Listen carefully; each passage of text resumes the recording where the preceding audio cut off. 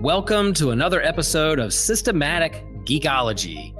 This is a space where we seek to create and cultivate healthy conversations between those things we geek out on and the philosophical and theological questions that often arise out of our fandoms. Like, what does it mean to be human? What makes a hero? What makes a villain? How do the stories and narratives we geek out on shape how we live in the world? We are your priest to the geeks. We aren't all ordained, but we see ourselves as mediators at the intersection of geek culture and going deeper in our faith. We don't always have to agree, but we do respect each other, and we see everyone as a beloved child of God. Everyone geeks out on something, so come geek out with us and enjoy the show.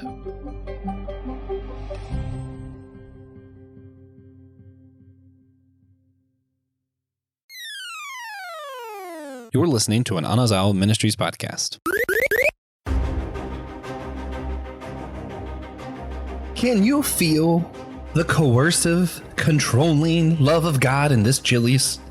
Today, we're going to be considering whether or not love can ever be controlling. Specifically, we're going to be looking at this through the lens of the character Killgrave, aka Mr. Purple, in the Alias comics and Jessica Jones television series. We're going to have a blast. We're going to get deep. It's going to be wild. I can't wait for this. We are the Priest to the Geeks. I'm Joshua Knoll, and I am here with the wondrous pastor of Holy Trinity Lutheran Church in Chapel Hill, North Carolina, the one and only Pastor Will Rose. How's it going? Great, guys. Glad we're here. What a cool topic. Can't wait to dive in. And usually I use hyperbole here, but I'm going to tell you guys the truth for once. This conversation was actually inspired by the guest and former host, the beautiful and handsome Nick Polk. How's it going? Dude, I'm so good, especially when Pastor Will pulls out the shaka, you know, when we're talking about freaking double shaka. I'm ready. Talking about Jessica Jones, I'm ready. Double shaka.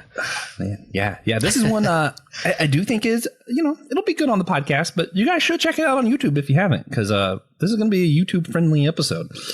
If you're on a laptop, please consider rating and reviewing our show on Podchaser or on Good Pods. That's going to help our show gain recognition, make it easier to find, show in other search engines, that kind of stuff. Algorithms. Trust us, bro. Totally. Sources.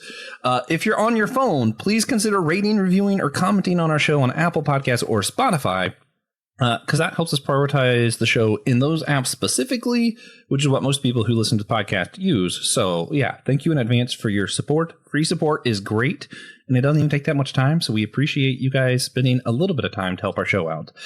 And, of course, we also thank our supporters who do throw a little cash at us. You know, we give them little teases here and there over on Apple Podcasts, Captivate, and Patreon when they throw money at us. And we want to especially thank the one and only Russell Gentry. Thank you for supporting the show. You rock. And remember, guys, if you want your own shout out, you too can support our show for $3 a month on one of those three platforms: Apple Podcasts, Captivate, or Patreon. All right, guys. Will, what are we geeking out on before we get into the episode? Where are you at? Man, it is a good time to be a TV fan. There's so many cool shows that are out there right now, like Abbott Elementary, White Lotus, Daredevil, Righteous Gemstones. The next season came on. Andor season 2 is right around the corner. But one thing that I am totally geeking out on, I still need to watch the finale, is Paradise on Hulu. Sterling K. Brown, incredible TV show. I heard about it through the grapevine. Then we started watching it. I'm totally hooked. It is unbelievably good. If you haven't started watching, it's only 8 episodes, but man, it's so good. It's hard to not just like binge it all the way through. I have one more. It's out there. It's been out there a while, but the finale. We're always trying to make every geeking out on into a lightning round. I know. I did it. It's just a good time. But Paradise is the TV show that I'm most geeking out about right now. All right. I'll go next. Give Nick as much time as possible. Think about his what he's geeking out on, so he can share with us. I'm geeking out on, relevant to this episode, actually. It's a series that came out last year that I forgot to finish. I started it, and then stuff happened at my house, and then moving and all this stuff happened. But it's Rivals. It's a Hulu series starring David Tennant. It's fantastic. He's not quite as evil in that one as he's in what we're going to be talking about today. But he's pretty darn close. Yeah, it's just evil billionaires. Great stuff. It's so much fun. Lots of drama and connivingness. It's fiction. Mostly. It's mostly fiction. It's about like the beginning of the Evil broadcasting world, you know. Yeah. But anyway, also here with the one, the only beautiful Nick. What beautiful items have you been geeking out on? Man, you know, I keep hearing about Paradise, and I need to watch it, as well as you know, David Tennant as a villain in anything. And David Tennant in anything is amazing, but David Tennant as a villain is so good. Currently, really, the thing that I've been geeking out on lately has been on various versions of universalism. So I just presented a paper on Tolkien and Christian universalism. So that has been something I have been doing a deep dive into. And I am hopefully going to be back into doing some more pop cultural geeking out since I'm finished with that. Where can I get a hold of that paper if I wanted to? Do I have to just like email you? Yeah, you can have it, and I'll probably submit it to the Journal of Tolkien Research, which is a open source journal online. Ooh. So that'll probably be on there at some point. I like a piece of that too. Zap it my way. Oh, yeah. I got you. Of course, I'm also geeking out on Kingdom Hearts. Yeah, always. I'm going to move on from this, but briefly, because this is funny. I actually had the other day where, because of the weird world that I live in now, my wife was like, why are you're in bed and you're still playing Kingdom Hearts? And ironically, this time I was actually doing it for school, because part of my dissertation is going to specifically have to do with Kingdom Hearts and how it has to do with politic philosophy. So, ooh, man, that's what I'm talking about. Well, it's funny because I had to submit like 3 different ones for them to choose from, and I thought of 2 really like solid topics, and I couldn't think of a good third one. So I was like, let me just put something silly out there that I know they won't pick, and then they chose that, and I was like, sick. Kingdom Hearts semester, here we go. Anyway, on to the actual topic. Today we're going to be talking about Nick Polk. You know, Will and I, sometimes we just get together and we geek out about Nick's beard, Nick's Tolkien writings, his Substack. We just talk about Nick a lot. And that's what we're here to talk about. It's a non-coercive beard. It's a non-coercive beard. Yeah, a non-coercive, loving beard. No, but in honesty, though, this episode actually was inspired by a series of books that Nick was a part of. It is Amipotence, sort of by Thomas Jay Oord, about Thomas Jay Oord's philosophy of Omnipotence. Nick, help me out. Could you unpack what these books are and just tell us a little bit about how you contributed to this? And yeah, for those wondering, we did an episode on Whole Church Together. There was a panel with us, Thomas Jay Oord, Aaron Simmons, Josh Patterson. All you guys who aren't me contributed to this. And what you wrote inspired today's episode. And then later on Whole Church Podcast, I'm going to plug my other show. We are going to... me, Thomas Jay Oord, and Josh Patterson are going to review this podcast we're recording right now. So we're recording for an episode of 2, perhaps 3. Oh man, they're going to be listening to this and then responding to us. Yeah. We're gonna review this. I'm reviewing this. Ooh, what you guys say? Hey Tom, for review. Hey Josh, great. Love you guys. Nick, tell us about this. Future Josh, hello. Future Will. Yeah, future Josh, you're looking good. Better than me. Better than me, I'd like to say. So for those who don't know, Amipotence is this concept developed by Tom Oord, which is this idea that God's power is not primarily controlling or coercive or just all encompassing, but it is informed by a non-coercive love. And so it's love power, essentially, is what the word means. And so these 2 volumes, because Tom is a man of integrity, he wanted to collect a bunch of essays that responded to his concept, both support as well as criticism. And so the first volume is where I'm in, because I support Tom's concept of omnipotence. I am fond of that idea and tend to lean that direction. And so I'm in the support and criticism under the support section of that book. And mine is the decline. My essay is called The Decline of Pop Culture, or Omnipotence. The Decline of Omnipotence in Pop Culture, which I think will be really exciting, talking about with Jessica Jones. And then the second volume is just taking it there's people who respond where they expand on Tom's idea, where they're like, hey, this is cool, but here's where it could be taken. And then other people actually apply it, where they're like, hey, let's take a theological amipotence and see what it looks like as a pastor or a therapist, etc. Yeah. Yeah. So basically, Tom writes a book, The Death of Omnipotence, The Birth of Amipotence. Right. And then he gets these 2 books to respond to that book. And then we did an episode responding to that. And now we're doing an episode responding to that episode, responding to this, responding to the original book. And I'm going to do an episode responding to this. Yeah. So it's like a Groundhog Day time loop. Is that what we're doing? I feel like it's like early church council almost, except for like we don't have to meet in person these days. We're all just like bouncing these ideas around and like workshopping it. It's like, hey, is this a little good? Is quicker? This bad? How can we make it work? Yeah, we have the tech of definitely quicker. But so Nick, you mentioned you wrote in the support section. What you wrote inspired some of this.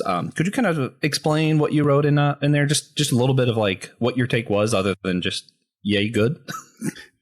Yeah, I like that, but I kind of try to analyze specifically superhero IPs, through My Hero Academia, The Boys, Invincible, those type of kind of recent popular shows. And I talk about how like through those things, through those IPs, pop culture is kind of skeptical of all controlling power. And I think that there's a sort of implication there where people generally are not fond of omnipotence, and also think that omnipotence is a farce, or if it exists, it is corrupting. And so I basically just wrote about how we can trace this dissatisfaction with omnipotence in our pop culture IPs that deal specifically with powerful characters. Yeah. So with that, you kind of wrote about some of these heroes, air quotes, who have all power and how they're actually not necessarily the best for society or culture. And then we were talking, I was trying to like in the other episode on the whole church, I was trying to like respond to all of you guys, like what I agreed with, what I thought, was trying to push back a little bit and trying to shoehorn myself into the conversation. And I was like, Nick, what's funny is like I couldn't think of anything to criticize with Nick because Nick's always right. We have a Nick Polk cult on the show for those who've listened to our Dead Space episodes. But like I remember I was just like, why didn't you talk about Mr. Purple? No, and then I was like, wait a minute, we could still do that. So we're here to talk about Killgrave, Mr. Purple, and specifically we're going to be looking at the Alias comics as well as the Jessica Jones TV series. So he, for those who don't know, not a hero, not an all-powerful hero, but he's pretty darn close to an all-powerful villain. And we're going to be looking at some of that. And of course, if we're going to have that conversation, we're talking about comic books. We have to have the ultimate comic book pastor. Will Rose join us. Master. Yeah. Ultimate Will. So Will, I need your help. I need your help. The sacred timeline will help us understand a little bit going into this. For those who don't know, this is like R-rated comics, right? Could you unpack a little bit, like because to understand Alias, the graphic novel, the omnibus comics, whatever, you kind of have to know like what happened with Marvel, the Comics Code Authority, and then what the Max Comics line were. So could you kind of just break down some of that as far as like the history of comics, where this falls? I'm going back to Nick a little bit to chime in a little bit about kind of like, as a pastor, when people say like, oh, do you believe in God? Or, before they find out I'm a pastor, you say, well, what do you mean by God? And let's parse that a little bit, define the terms. And then I think same way with love. It's like, I believe in love. Well, what kind of love do you believe in? Right. And so even though scripture describes God is love in a pretty clear sentence there in scripture, what is God? Who is God? What's God's character? What is love? What kind of love are we talking about? There's all kinds of Greek and Hebrew words for different types of love. And I think describing God's power, sovereignty, I think there's room to talk about the kind of love that we mean when we talk about love. And there's room for that discussion. Yeah. And so I'm glad that Tom and our process friends are thinking through that when it comes to, stereotypes of God or pop culture understanding of God and power and love and those things. So, and I think in our pop culture, that it helps us process those things because we're creating stories with heroes and villains and plots and conflict and whether the story ends with a happily ever after, or whether it's going to continue to go on because there's trauma involved and iron this thing. We as humans use story as a means, as a theopoetic way to iron these things out. So why not in superhero comics and sci-fi, fantasy, those kinds of things. So it makes sense that we're working the character of love, the character of sovereignty of power, and what we do with those gifts or tools through the stories we tell. Yeah. Since we're responding to it and adding, I will let our listeners know, since, maybe not all of them are going to go listen to Whole Church. I don't fully get on board with Tom's idea. I like it. I think my biggest pushback was his thing against omnipotence with all power. And my thing was more, a lot of his arguments, from what I can tell, seems like he's trying to argue against how much power God has by explaining what type of power God has. And I think it's just two separate arguments. You can have all power or no power, and that doesn't necessarily mean anything about what kind of power you have. So that's where I fall on that. If you want a little bit more on that take, you can go listen to that episode on Whole Church. It was a lot of fun, and I'm sure we'll talk about it more in the next episode in Whole Church, reviewing this episode. And Tom does say that Josh's critique is valid. Valid. So I was validated. Yeah. What? Come on. And Tom invited me to OrtCon this summer, and I think I might actually go. I might go to OrtCon this year. Hey, that's cool. Yeah.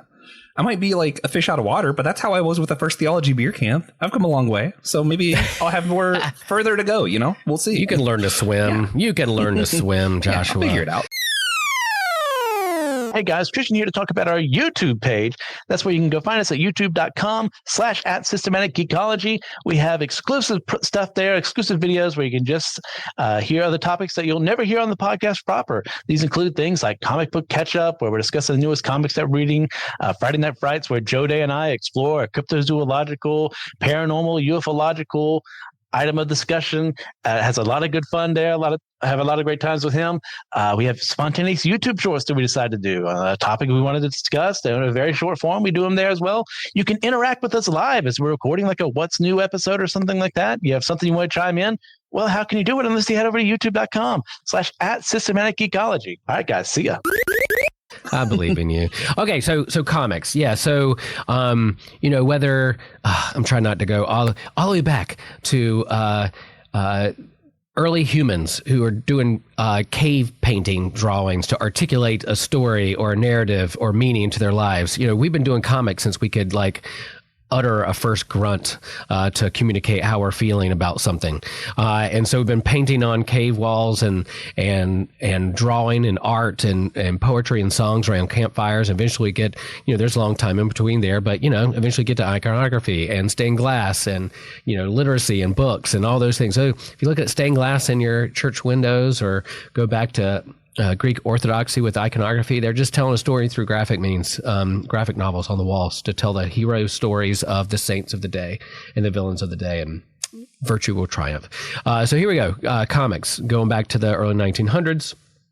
And whether it's Superman, Batman, DC, Captain America, well, eventually get to the 1940s, and the Comics Code Authority makes its debut because they're worried about juvenile delinquency and what's contributing to juvenile delinquency. What's doing it? These crazy comics. They're kind of horror and graphic images and sex, drugs, and rock and roll. Man, we can't do that. So let's put a code on it, a rating system, so parents can be warned, or they can see whatever their child is reading is approved by the Comic Codes Authority.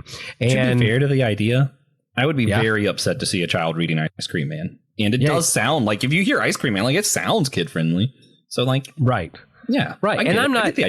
Sometimes the Comics Code Authority gets shit on a lot, and it's kind of this authoritative means by which to kind of regulate what kids are seeing and doing. But sure, there's a reason. Like you put explicit lyrics on some hip hop albums, or you have a rating system for movies. You just walk in. You don't want your 5-year-old going to see a Saw movie. I fully understand that. Yeah. So eventually you get to. Way Marvel and DC kind of got around the Comics Code Authority is to do their own imprints. And so eventually Marvel in 2001 said, you know what, we're going to do our own thing. We're going to do an imprint called Marvel Max Comics. So it's rated R comics, a little bit more explicit, a little bit more violent, a little bit, don't care about cuss words. You don't have to like bleep out things or that kind of stuff. So they do their own kind of like more mature comics for a more mature audience. And DC was already kind of doing that with their Vertigo line when it comes to Swamp Thing and Sandman and Doom Patrol, that kind of stuff. And here Marvel did this. And with the debut of Marvel Max Comics in 2001, they you have Brian Michael Bendis, who was kind of their premier creator at the time, created Alias, Jessica Jones, to kind of really launch and kick off this Marvel Max imprint. And at the late 90s, early 2000s, comics hit a ceiling. They went bankrupt. The comics craze of the 90s just really ran out of steam. And there's a lot that goes into that history. But Marvel almost declared bankruptcy and almost shut their doors until they just kind of put it back in the creators' hands and say, what kind of comics do you want to tell? And some of this, Alias, Marvel Max, Punisher, more gritty, hardcore comics came to the forefront, and it was a big hit. People were like, yep, the kids that grew up on comics in the 80s and 90s were ready in their 20s and 30s and early 40s to jump into rated R comics. Yeah. Well, I want to break down a little bit, since you already mentioned Jessica Jones' Alias. This was one of the, it was just Alias originally. Now it's Jessica Jones' Alias. Mm-hmm. Anyway, one of the original Max comics, I talk a little bit, some of like the backdrop of all this, like with her, because you mentioned Bendis. One of the fun things is originally Alias was going to be Jessica Drew, because she, in this time of comic book history, lost all of her superpowers, and like, this is a perfect opportunity. She used to be a detective, and then as they were telling the story, they realized like, no, if we want this to be, because they wanted it to be part of Earth 616, the regular Marvel storyline, and a lot of the other Max ones weren't. So to make this work, if they wanted to keep it in universe, they had to create a new character, because what happens to this character if it happened to Jessica Drew? It couldn't be the same Jessica Drew. There was just no way to do it. And Jessica Drew being a Spider-Woman who was connected, had her own cartoon, her own comic, part of the Avengers, connected to Peter Parker. You have a Spider-Man, you have a Spider-Woman. So, that's kind of her backstory. Yeah, but she has no spider powers like Spider-Man, though. Like, it's a whole different thing. It's a different thing. Random. It's weird. Which I found out playing Marvel. What was it called? Marvel Ultimate Alliance. Yeah, that's when I found out. I was like, Spider-Woman. It's going to be Spider-Man, but a woman. That'll be cool. And then I was like, nope. Anyway, so what was cool, though, is whenever they brought this character to light, they wanted her to exist. So they kind of shoehorned her in. So you'll see these references to Avengers and different stuff. And even in later Spider-Man comics and stuff, they'll be like, oh, yeah, you remember when she was in high school with me? And if you look back, yeah, she just did not exist before Alias. And Marvel decided she should have. So now she does. That's how that works. Yeah, it's classic recon, right? You're like, Brian Michael Bendis. One of the few times retcons work, though. It worked. Yeah, like it created a character and then said, she was there all along. She was a superhero jewel who could fly and had super strength and had super durability. And yeah, she was, see that person sitting in the classroom with Peter Parker behind him in the third row on that one comic way back when? That's Jessica Jones. They're like, oh, cool. Why not? And, but Bendis was so good at dialogue and character development, and he was behind Ultimate Spider-Man and that new launch of the Ultimate Universe. He was behind all that, and really their premier creator at the time, so I will not let him run with this. Eventually brought her in to the Avengers, New Avengers, her relationship with Luke Cage and Power Man. They had a kid together. She became Power Woman. I mean, all kinds of just a new creative, cool new character for Marvel there in the 2000s that led into a lot of big relaunches. And eventually you get to the TV, and when Netflix is doing this kind of series, street level superhero, the MCU and it's starting to emerge and be a whole thing. So, since you already brought up the show and the comic, there's a lot of differences, but there are some similarities in is like kind of the premise of the story, like just the bare bones of it. So, Will, since you are the knowledge man, the magic head, if you will, could you I don't know, maybe just give us like the premise for those who are like, what is Jessica Jones? Who's Mr. Purple? What's this have to do with all that Amipotence stuff that y'all mentioned earlier? Maybe just kind of fill in what the premise of this story is when it comes to Mr. Purple and Jessica Jones specifically. So in the comics, Bendis did have her as a private investigator, kind of backstory. She experienced some trauma, and she was just kind of like a noir detective series. Up when you get to, I think it was a couple. You had the first couple volumes of Alias. It's just her being a detective, but eventually you get to this Mr. Purple Killgrave storyline where basically mind control, power. Killgrave. Let me see if I can find, like, he's a different name in the comics than he is in the TV show. So Zebediah Killgrave, who appeared in Daredevil issue 4, 1964, he's the long-term villain in the Marvel universe in terms of this guy who has the power of suggestion, the power psycho powers of controlling your psyche, your mind, power.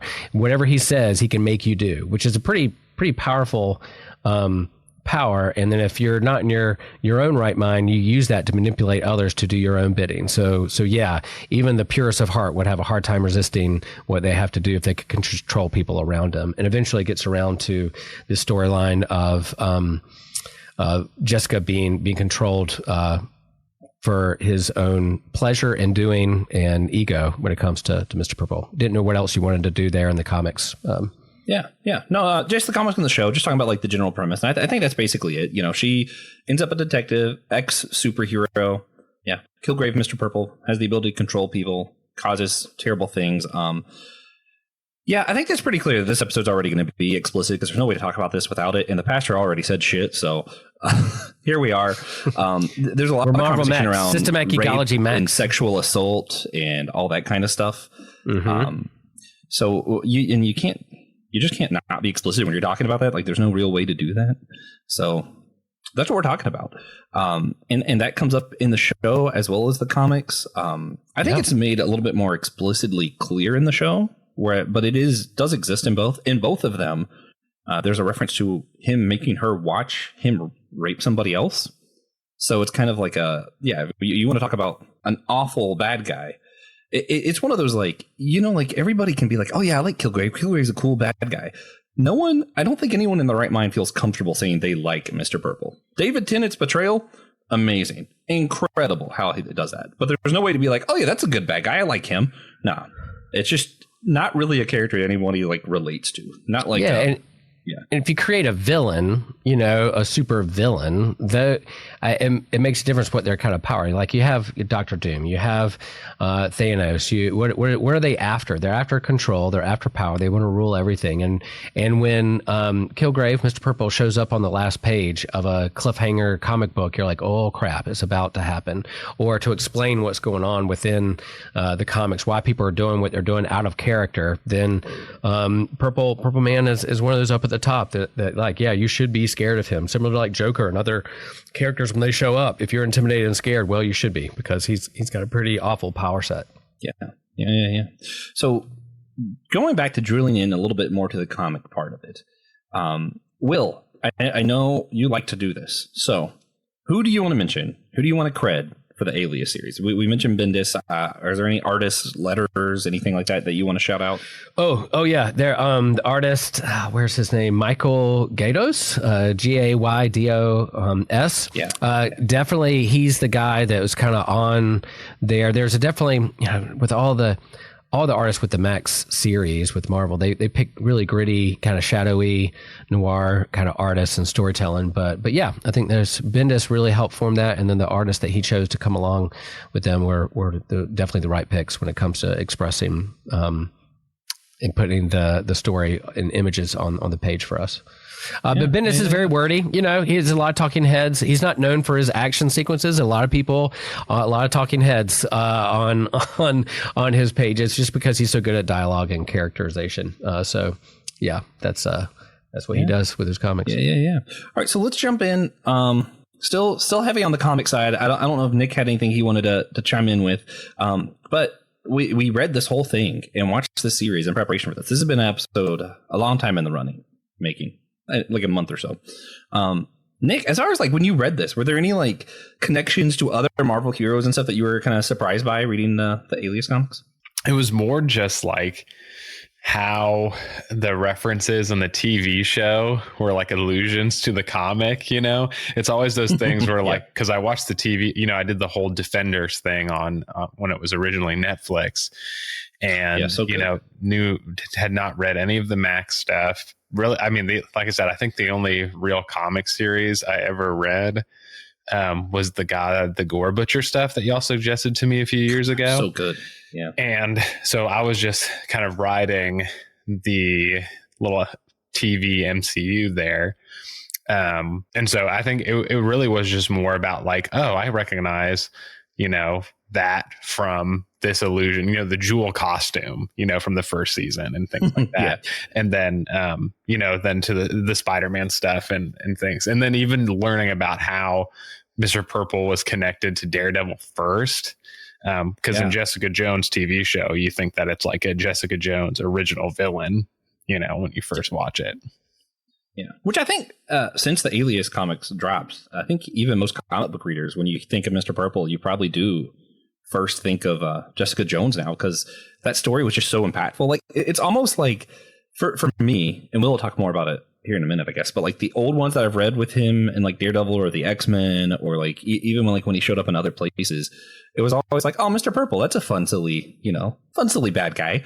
And then like you read this and you're like, no, not a fun silly bad guy. And that's where like I think it went from like we all called him Mr. Purple to now like it doesn't, like it feels weird calling him Mr. Purple because that's such a silly name that you're like, I feel like I have to call him Killgrave. And there's other analogies too with other villains, like with whether it's Thanos or even Joker. Like Joker was just a silly clown, right? You know, who made jokes or made like weird things come out of gun. I don't know. Like I think as we've matured as a medium, comics have made a medium. Some of these villains have gone darker and darker and darker and darker as we think about the world we live in and things like that. So along Mr. Purple. Yeah, just a kind of a villain. Oh, isn't it fun? Stan Lee's like, oh, cool. Someone was like, can control your mind. Oh, no, how are you going to get out of this tight one this week? Daredevil friends, Spidey friends. But then eventually you can really go, like what Bendis does in this Mech series, go really dark. And I think the same way with like Joker. He was one of Batman's villains. But man, you get Scott Snyder on a Joker book and you're like, that's the scariest thing I've ever read. So, yeah, there's some analogies there in terms of how we go. Yeah. Apologize to everyone. The dog's about to be loud. But you know, that's what happens. We're podcasters in the real world, as Will likes to say. What's fun though, my first connection with Mr. Purple that I wanted to bring up, because I don't know if you guys have anything like Nick kind of mentioned his first introduction was kind of through the show. And I'm sure when Will gets to like her connection to other Marvel heroes, we'll hear about his history, helping Stan Lee come up with the idea for Mr. Purple or something. But my first was really random. It was playing the role-playing game Champions, which is like D&D, but for superheroes. And everybody had to have a weakness, and you had to choose your own nemesis. Like, who was your nemesis? And, you know, most people like create their own thing, but there are places on the internet where you can like find like Spider-Man's Champions paper or, you know, whatever. And one of the guys I played with, he decided his weakness was literally the color purple and made his nemesis Mr. Purple. And that's why, like, I think early on, I was like, oh, what a silly bad guy. Oh, he can control minds, but it's like, ooh, purple. And now I'm like, oh, no, that was just him being silly. That is not the character necessarily being a silly character. But yeah, so we mentioned Spider-Man connection. I have like Captain America above me, been drinking my coffee out of a Captain America cup, all that good stuff. So for me, like one of the big connections obviously is like she discovers Captain America's identity, because this was back before it was like widely known. I guess that part was still weird to me, but whatever. You know, she dates Scott Lang, aka Ant-Man. We see this reference to Spider-Man here, but as you mentioned, like she first was Daredevil, was Mr. Purple is where he was first seen, and then later we see him like X-Men, different stuff like that. Will fill us in on all the gaps. Me and Nick touched everything we can. Fill in the gaps. What are the connections to the Jessica Jones, Mr. Purple, and the rest of the Marvel stuff? Yeah, I mean, I think, you know, when a creator is trying to figure out to write their own story, there's some big stories with the big time superheroes and villains. But then if you want to, if you're going to get creative as a writer, what's going to give you passion and the creative juices to keep going? You might pick a deep cut villain and run with it. So Bendis, ran with Purple Man and Killgrave and Mind Control, and she's a detective. She's a great detective. She can figure things out. She has her own problems, drinking problems, and it's a noir storytelling. You come into her office and she's got to figure out the crime and figure out private investigating. But one thing I discovered through leading up to this pod is that there was a graphic novel called Emperor Doom, where Doom harnesses the power of Mr. Purple Killgrave so that he can take over mind control whoever he wants and whoever he's around in the entire world. And so if we think the present day comic book One World Under Doom, where he's the sorcerer supreme and he's taking over the world because he's a sorcerer, well, this has been done before in Emperor Doom in 1987. So I didn't know of this until I've been started reading it. And basically this thing we're seeing here is that he's revealing to Namor in this picture that he has one hair from Killgrave and put it in this psychoprism, and he can now control those around him and those around the world. So it's pretty fun. Like the opening scene to this graphic novel is, Mr. Purple basically, feet up on a beach on vacation, and the people around him, I'm serving him because he can control them, make them do whatever he wants. But then some dark figure snatches him, kidnaps him. He's like, no, not you. Well, it's probably Dr. Doom. And then how he's using him, manipulating him so that he can use and manipulate other people as well. Yeah.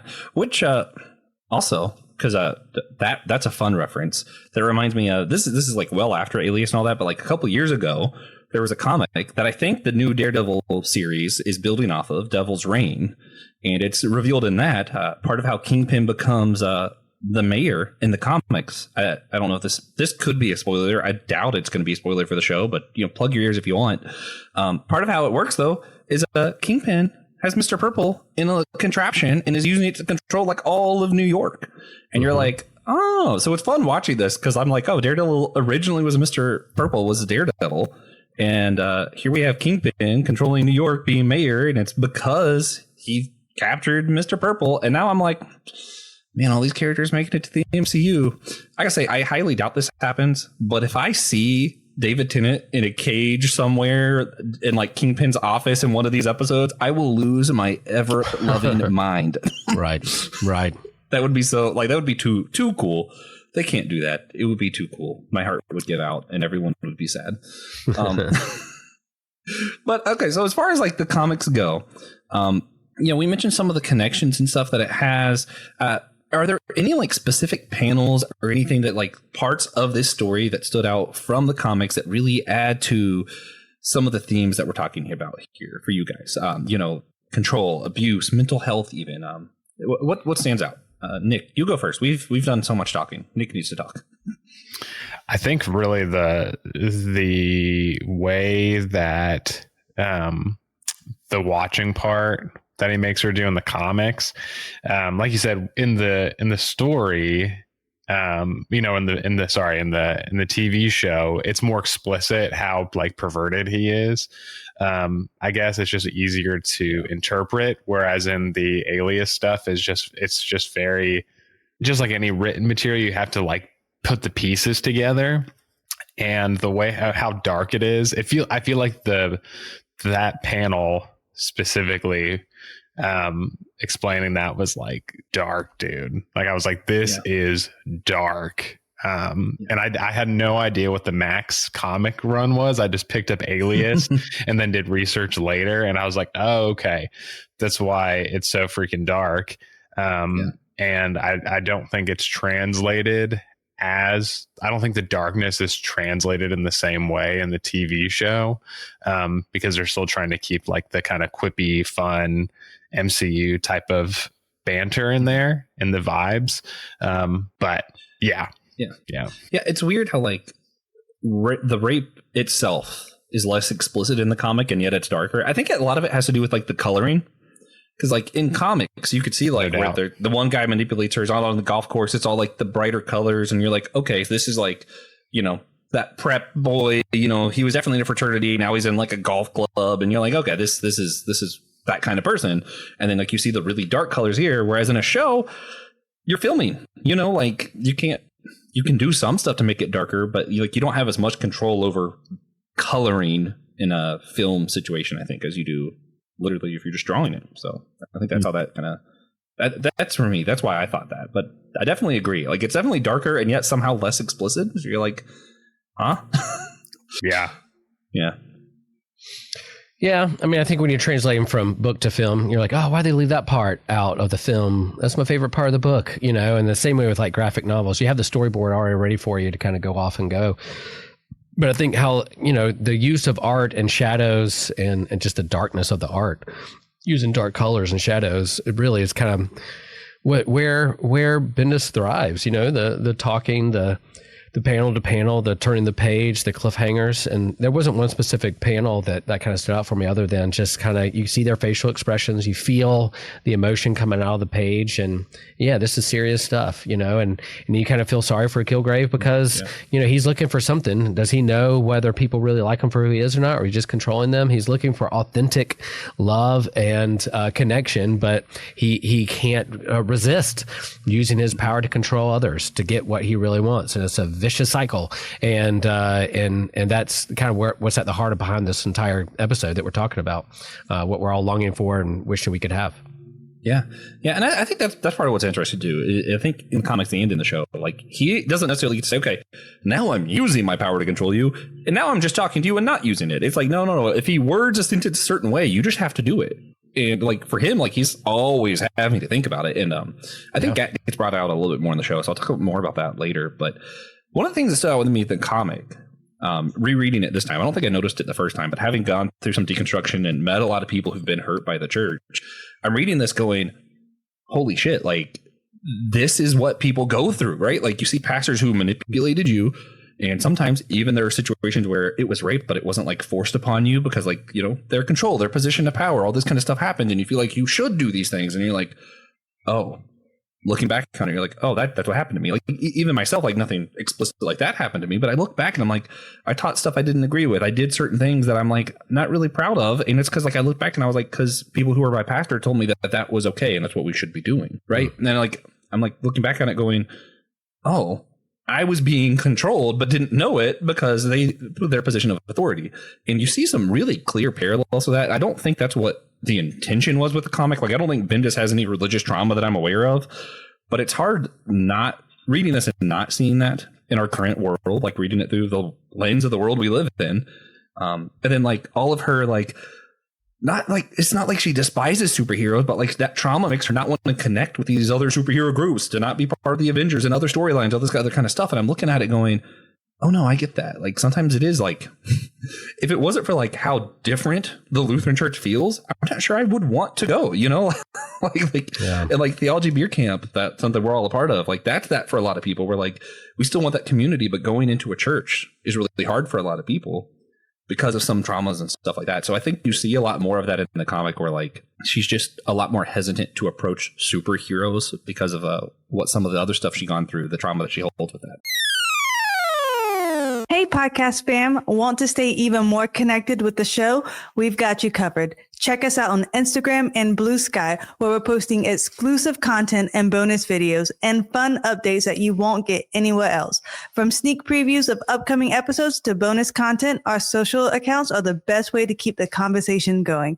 Plus, it's a great spot for you to interact with other listeners and share your thoughts. We love hearing from you.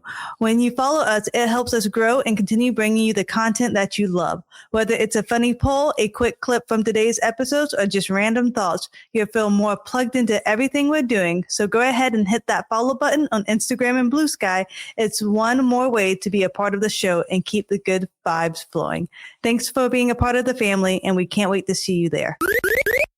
Well, it also mirrors, think about when this debuted, the early 2000s, post 9/11, 2001, there's a lot of distrust in institutions and authority and religion as itself as being, okay, there's a step back to say, all right, let's re-examine what this is and let's deconstruct and reconstruct it. And the same thing was happening within superheroes and institutions. So whether it's post Dark Knight Returns or Watchmen, then you have the early 2000s and you have these deconstruction of superheroes, more gritty, superhero stories about the institution of the team and what superheroes are experiencing, and you have Civil War, who's the villain, who's the hero, we don't know. It's all blurred, and Bendis is tapping into that, this kind of early 2000s deconstruction of all things. And so the church was a part of that. You have the emergent church emerging around that time because people are second guessing a lot of things that are just being taught to them when they were kids. And so I think this goes right along.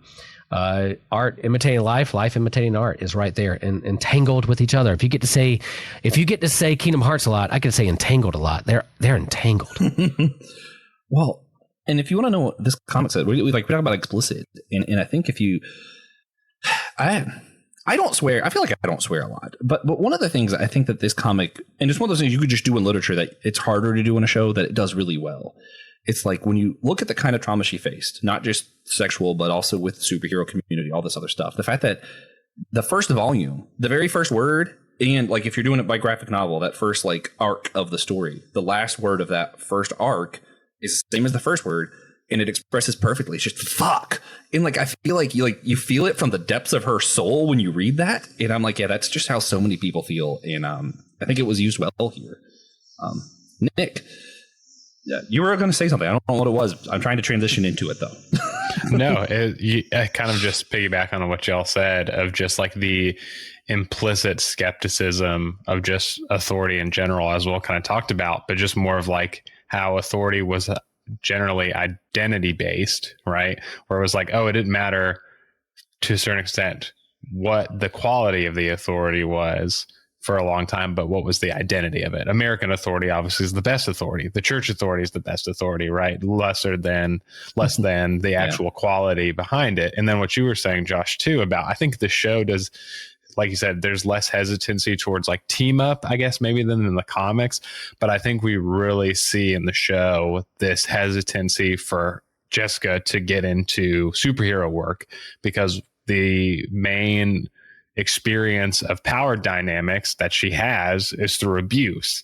And like whenever she exercises her powers, she gets like this close to hurting innocent people. And I think that's also part of the hesitancy, where like power is generally patriarchal, right, in our societies for the past forever. And now we're seeing power being explored through a woman character. And what does that look like? Yeah. Well, man, good stuff. I think we've talked some about the show already. We're just going to rehash some of this because I do want to focus a little bit on what is said in the show that's different. So I'll throw it to you guys. What differences did you guys notice in the show, having watched it, that maybe wasn't in the comic or wasn't, we talked some about already what was kind of emphasized differently. But what do you guys think about the show? I think the death of Killgrave in the show just seems to be more like, I don't know. I felt like more excited about that, which obviously in the other comics, and for not spoiling later stuff in the Devil's Reign or whatever, but what happens to Killgrave in the show is obviously different, and I think the overall vibes that we feel from the show are different too. Yeah, well, and it's kind of cool. As much as I kind of hope now that it's technically is in the MCU, that maybe they'll do some weird like this didn't really happen kind of stuff, because I want more David Tennant in my life. But what was cool about having him die in the show was in later seasons you see him, like, you see that post trauma, like what happens post trauma, where like even though he's dead, he's not really out of her life. So I liked how they did that as well. Will, did you have any thoughts specifically on like the show part of this? No, just that it's more compressed. I mean, I think you read the graphic novels. It takes you a while to get to Killgrave in that storyline, but that's the first one they do in season 1, because that's the most the one that you can pull in most things. And as we talked about, like you had the MCU, but the Netflix before there was Disney Plus and streaming. You had Netflix that did these kind of street level superheroes like Daredevil, Jessica Jones, Luke Cage, Iron Fist, Defenders. They're on the street, not this big cosmic battle. And so yeah, I like that they took their time with her relationships and what she's investigating and what she's doing, leading to that trauma. And if he can't learn, the only, and there's a trolley question, right? The trolley problem is the only way you can stop him is killing him. Because he's going to keep manipulating and do it. Like if you have to take him out, if you're against killing a life, but then what are you going to do? You're faced with that question. Just break his neck. Stop his mind control over you. You got to take him out. Yeah. Yeah, no, the show was it was deep. It was hard. The Netflix shows, all of them, were very much like the Max comics. I feel like, it's like we knew these were explicit. That's kind of part of the point, was to tell these darker stories. And I think he did a really good job of that. One thing I did notice, I mentioned how in the comics it kind of leaned more into her trauma around superhero teams and just team ups in general. The show, I really feel like, leans further into her personal trauma, like how it personally affects her in her relationships, in her mind, and just like existing, and like even questioning her own choices, like am I doing this because he's telling me? Am I doing this because I want it? Like all that kind of stuff is a little bit more prevalent in the show, and I feel like it makes it harder to watch in some places. Like this is not a bingeable series. I feel like, for me anyway. Yeah, it's heavy. But it's existentially very heavy. Yeah. Oh, yeah, for sure. Well, I want to talk about specific scenes in this that stood out to us. And this is part of what made me think this would be great for the Amipotence talk. And I want to give you guys a chance if any of the themes stood out to you. But for me, the one that stood out to me was the one episode where he basically sends out an invitation and Jessica Jones was like, okay. And she goes to stay with him in the house. And he's trying to prove that he can be better, that he's not what she thinks he is, all this kind of stuff.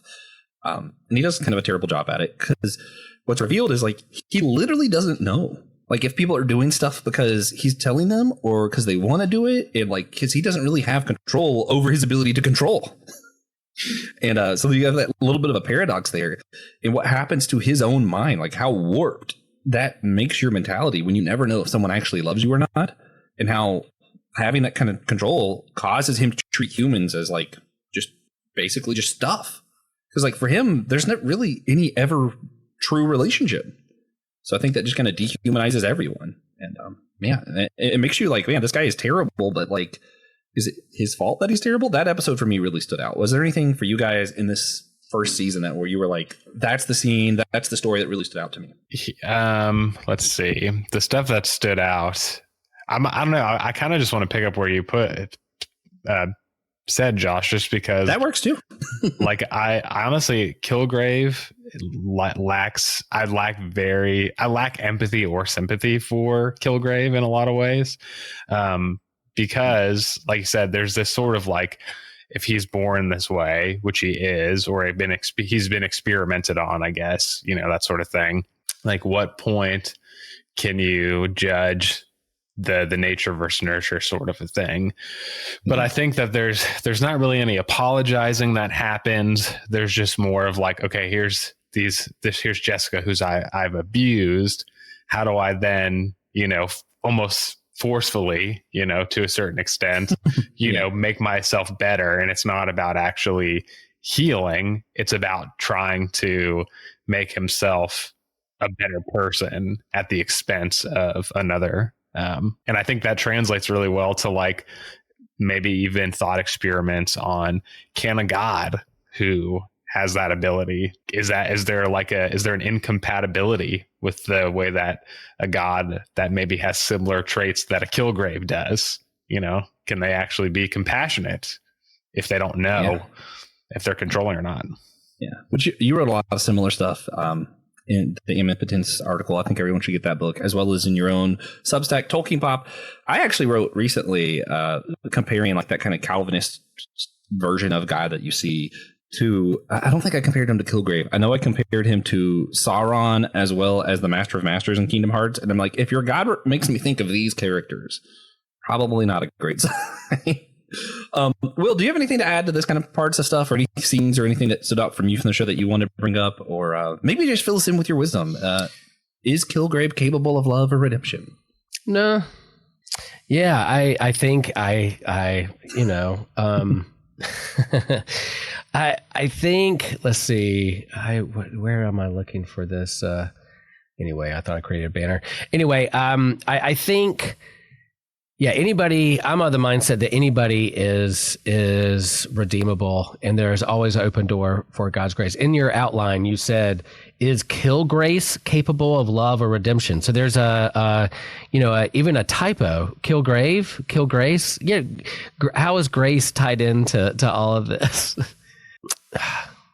Redeemable, sure. But yeah, I think when we're talking about control, manipulation, and second guessing what is happening next in terms of how we use that, how we're stewards of that. I think there's a conversation for that. And creating villains where we're wrestling with those same questions, I think is important. So yeah, anyway. Yeah, I think that's true. The difference is that, Killgrave obviously isn't a deity in the show. Like, Killgrave is a human being.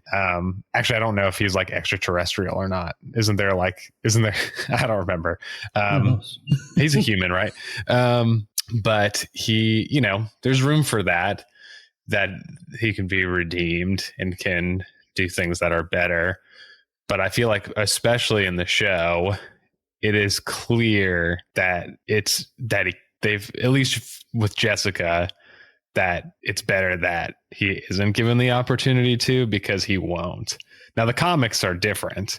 What happens to Killgrave in the comics, I think there's actually some empathy, because then there's a power dynamic where he himself is being controlled, Yeah. And that's, and that gets interesting too with the comics. And that's going to get into some of our last questions here. Even outside of just like the Alias story arc, you mentioned Will with Dr. Doom using him. I mentioned Kingpin uses him. I think you see a similar thing when we're transitioning to this, like, how does love interact with this ability to control, and can there be a controlling, all-loving God? And we're also looking at, can a character who has the ability to control, is he capable of love? All these questions, I think, are entangled.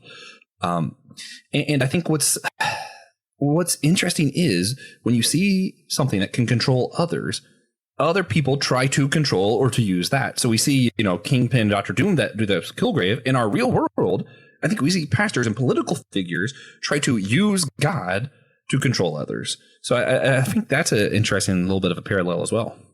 Yeah, I said in my sermon this past Sunday, I literally just talked to my congregation, said, I don't care if you believe in God or not, but I do care what kind of God you believe in and who you worship. And then I don't care if you believe in Christ, but I do care how you classify or define what messiahship looks like. And I kind of took people aback. It's like, there's a difference. You can just say you believe in God, believe in Christ, but what do you mean by that? And how do you use it, manipulate it, or commodify it? And I think where it was entangled with Killgrave is that he has this power, and how is he using it? And then he's even confused. There is some sympathy for the devil here, that like, these TV shows set up the angst within you, who you support, and whether you pull, who you pull for, who you pull against. And so they want you to have a little bit of sympathy for this villain, and you feel a little bit of it, but we're all longing for authentic connection and love. And then we just can't control ourselves to manipulate others because we're selfish in that nature. Yeah. So I think if we personify God and put our own junk on top of how we understand God, then that will express how we preach about God, talk about God, write about God, because we're creating we create God in our own image. Yeah. Well, I'm going to say something that Tom Oord's going to push back on in that follow-up episode. But, when I think about all this stuff, for me, I can bring in everyone as like the same side good guys when it comes to certain things. When we're thinking about like the ability to control, when we're talking about God. So, I think Killgrave is a good lens to look through. But what we're really talking about is like, can love be controlling? And I would say no, because that's not a real relationship. What I think, though, is like interesting is like Nick and Tom would say, no, God can't control. God doesn't have the ability to control. People like Christian Ashley, who's part of Systematic Ecology, good friend of all of ours, he would say God has the ability to, but God will not control people. I think that's what he would say. And I kind of fall into this like weird where I'm like, yeah, God doesn't have that type of power. He has a different type of power, and love is his character. Love is not his power. His power is in relationships and how we choose to relate. And that's not always loving, I don't think, but I think God is love. It's weird. It gets into some of that weird, like Levinas kind of, we aren't us. We are defined by our relationships. I would say the same thing's true of God. God is not just something out there. He is defined by relationships. So I think we're thinking of type, kind, whatever. I don't think it matters. I think the good guys are the ones on the side that say God is not controlling people. Whether it's because you think he can't or because he won't, doesn't matter so much to me. I think where you get into those dangerous territories, like what Will was talking about, is when we have pastors or political figures, we're talking about a God who is going to control you. It has all this kind of stuff and use that to manipulate other people, that it becomes harmful. So I want to ask you guys, if it's actually harmful to have a doctrine of this controlling God in our churches, how do we interact with people who do believe in that version of God? Like what do we do with that? We can't just kill Killgrave in this instance because we would be going to a bunch of churches and burning them down, and I don't think that's right. Where are we at, though? Yeah, it's hard to be a pacifist and anti-violence on top of those things, and how do you stop it, resist? But I just counter that narrative, share a different story of how we understand God to be or do. You can disagree. Yeah. How do you counterbalance that narrative, or share a different story? How do you tell a different story, whether through your life or deeds or in the communities that you're entrusted with? Yeah. Well, let's take a step back. Do y'all agree with me though? Like the idea that pushing that narrative of a controlling God is in fact harmful in our churches? For me, it is. It is, and like Will was saying, like how do we then implement that or try to influence without ourselves becoming the domineering power we're trying to, maybe stop being present. But I think so in Tom's book, he talks about the political implications for promoting a God that's omnipotent, and where there is the possibility that this kind of top-down relationship is, like I said, more identity based rather than qualitatively based, where, it's God. So it's God. So no matter what happens, it's right. Mm-hmm. God ordained this to happen. Therefore, what political leader does is therefore ordained and good. And so I would say through the method that Will was talking about is how do we then create these counter narratives, promote them so that we can see that sort of articulation of God is not in our best interests. Yeah. So for me, how I'm going to answer my own question, I'm going to take more of a Taoist approach, and it's one of those things that I think Tom and I have disagreed on about a few times on Whole Church podcast, but not like a strong disagreement, just kind of like a emphasis disagreement, I guess. In the Tao Te Ching, Lao Tzu writes, and he says, not to respect the clever. And what he talks about is like, we put so much emphasis on knowledge and like building this stuff up that sometimes we confuse ourselves. We just make it all about all this stuff, and instead like just exist. And so how I would answer this is like, I think the problem is we have all this top down nonsense, right? We have all these pastors saying, this is the will of God, this is what he says, and do this. And then to fight against that narrative, we have a lot of other pastors on the other side going, that's not what God said. God said, do this. And I'm like, well, I think all of that stuff is missing the point. And actually God exists in relationships, same way all of us do. And just start making relationships. Just start loving people. It doesn't have to be like, I'm going to build a new theology. Just build those relationships. And since God exists in relationship, God will change it if God is real. And if God's not real, you're wasting your time anyway. So who cares? That's just where I'm at. Y'all want to push back against that? Anything else before we wrap this up? I think it's just like this. I think that even if God didn't exist, it would matter because it still affects the real life. It affects the real practical lives of people, where if God doesn't exist, then it just depends on like consensus or wherever someone kind of decides to put their trust as far as authority goes, where they're like, I like Trump. So whatever Trump decides to do, to trans people, like, then therefore it's fine. So anyway, but I think that's the only thing I'll say. But I do like the Taoist that connects to like Zen Buddhist kind of approach of like, instead of just creating systems which don't necessarily have lasting power anyway, that to just actually enact the love that exists in the world or the universe. Yeah. And also, I think Tom does great at both of those, not just because he's going to listen to this. Like, genuinely, seeing his pictures of nature and just how he reacts with me, even when I do disagree, like, he's just an incredibly loving person. So I think the emphasis should be less on creating these structures and more on just building those relationships. I think if we loved people better, they'd be less likely to fall under Mr. Orange, as I like to call him, or, President Orange, right, as it may be. Playing off Mr. Purple. But Will, any last words before we wrap this one up? No, I mean, I think the dilemma that Jessica Jones has at the end of the season when Killgrave is controlling all the people around him, and they're like, how do you stop them from fighting amongst themselves. We have to go to the source and stop that. And then, yeah, she kills him. But like, I think of like, yeah, it's one thing to say just, well, I think if we just have more love in the world, we love each other and have understanding. But man, there are some people that are taking control and manipulating people, and people are fighting. They're creating harm with the community. How do you stop that? You know, there's one thing just to ignore or nonviolent resistance, but then there's another, like, how do you, it's real big questions. It's nuanced questions. Like, how do you stop this? And what does that resistance look like? Is it fight, take up arms, or is it to resist? Is it MLK, nonviolent sit-ins, nonviolent resistance? But yeah, violence still breaks out when you're doing a peaceful march down the road, because people unleash water hoses and dogs on you. It's complicated. It's not easy, but I think it's important us to continue to have these conversations about the character and nature of God and what we understand by love and all those things too. Well, then I'm going to make a last pop culture tie-in and an episode I hope to do at some point. The politics of the Pixar film A Bug's Life, where they do overcome their version of Mr. Orange through relationship. The ants learn that there's more of them. If they work in relationship, that numbers defeat no matter how powerful the grasshoppers are. And it's a powerful political message that I think we need to talk about on like a primarily political episode or something one day. It's a great movie, honestly.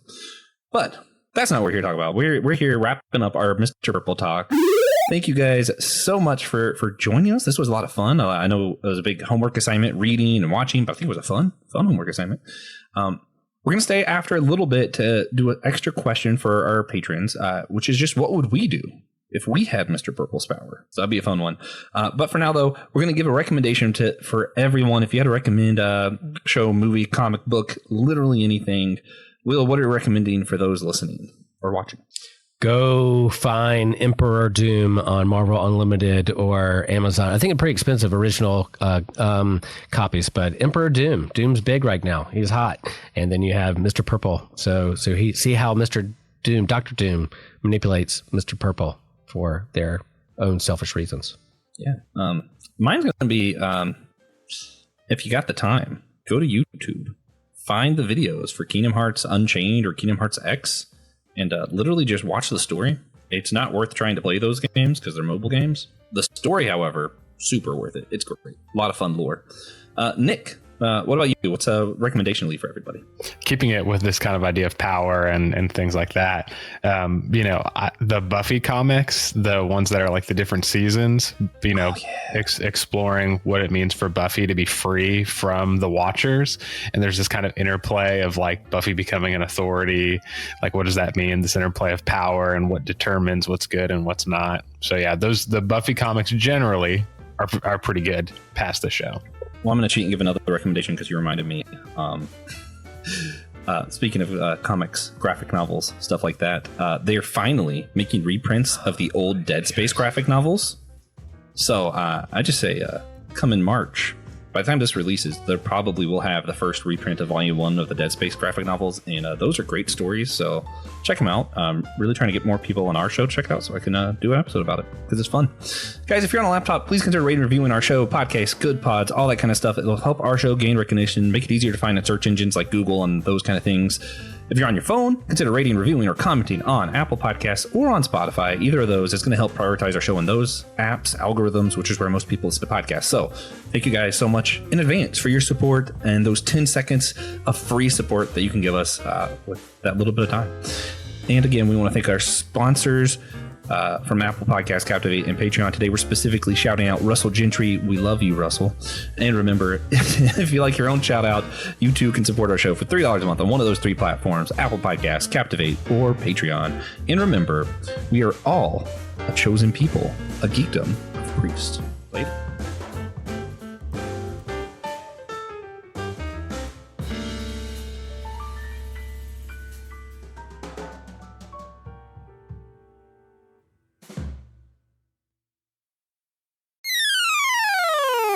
Hello there, listener. This is Evan Garcia, and I just wanted to jump in here to remind you and to let you know of our Facebook groups and our Discord server.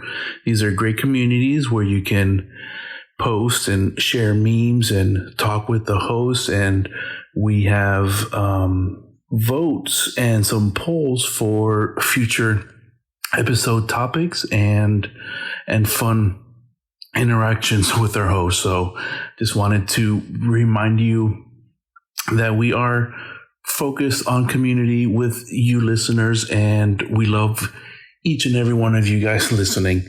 Thank you guys. Hi friends, it's Laura here, and I just wanted to say thank you for listening to our show. Systematic Geekology is a part of a larger podcast network called the Anazal Podcast Network. Dummy for Theology is Joshua Noel's show discussing different theological topics from various perspectives and attempting to give people more questions than answers. My Seminary Life is Brandon Knight's show. It started as him going through what he was learning in seminary, and after he graduated, he's been doing independent studies and has a lot of fun series like on hermeneutics, Bonhoeffer Summer, and worship. And then Friday Night Frights is a monthly show with Christian Ashley and Joe Day. They have a vote on the Systematic Geekology Facebook group to choose a topic each month and discuss everything from cryptos to ghosts to aliens to serial killers and more. So we hope you'll give it a listen, and thanks for being part of what we're putting out there.